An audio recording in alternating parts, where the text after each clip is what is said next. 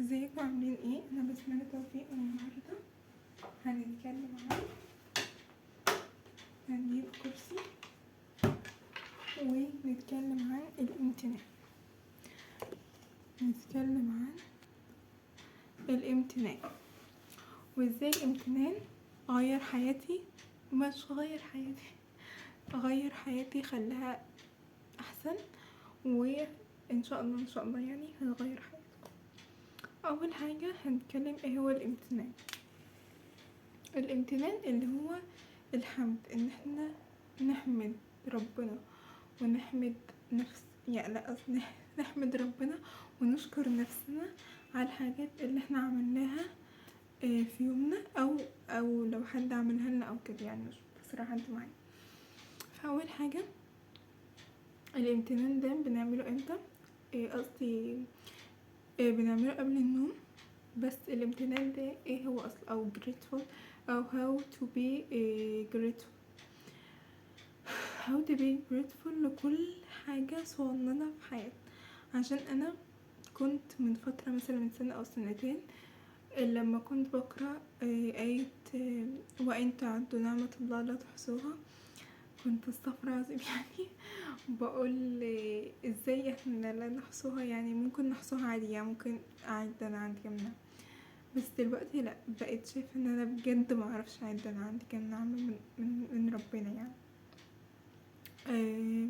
فلو انتوا يعني تفكيركم كان زي كده ان احنا النعم اللي عندنا ممكن نعدها،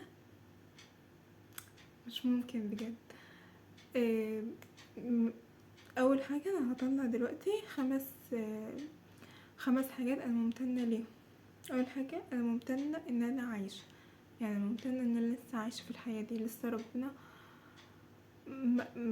ما خلنيش عنده وبقيت خلاص لا حول لي ولا قوة ولا قادرة اي اعمل، خلاص يعني رحلتي انتهت في الحياة.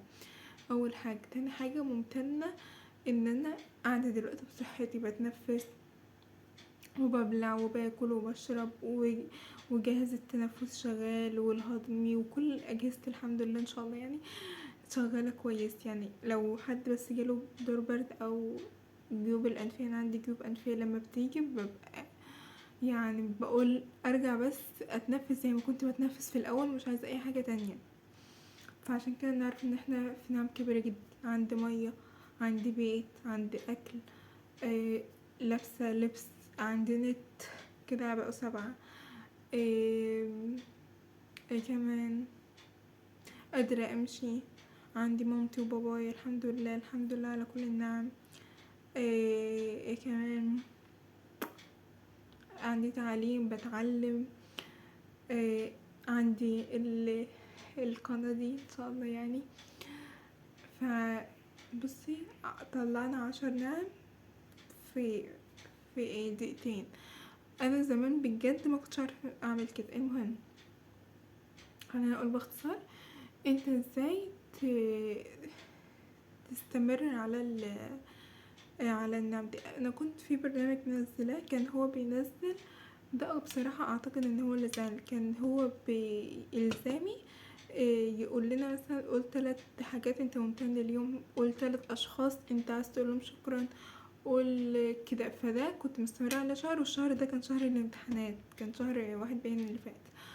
فالشهر ده طبعا الامتحان بيبقى ضغط وتوتر وقلق وكل حاجة، فانا معرفش.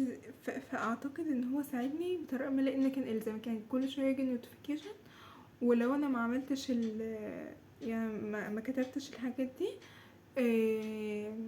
تقريبا اللي بعد ما يتفتحش او حاجه زي كده. المهم يعني ان انا بجد لما استمرت على الشهر، وبعد الشهر ده تقريبا مكانش فيه تحدي تاني، فانا قطعته. فلاحظت الفرق، لاحظت بجد ان انا بجد متضايقه، يعني بجد مهمومه، حاسه ان انا ما عنديش حاجه، حاسه ان انا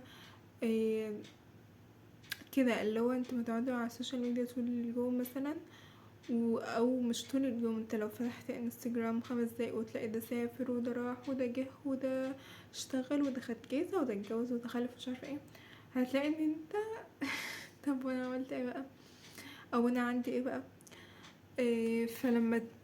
فلما تركز انت بقى مع حياتك، او تركزي مع حياتك واشوف ايه النعم اللي عندك او ايه المهارات اللي عندي انا اقدر استغلها،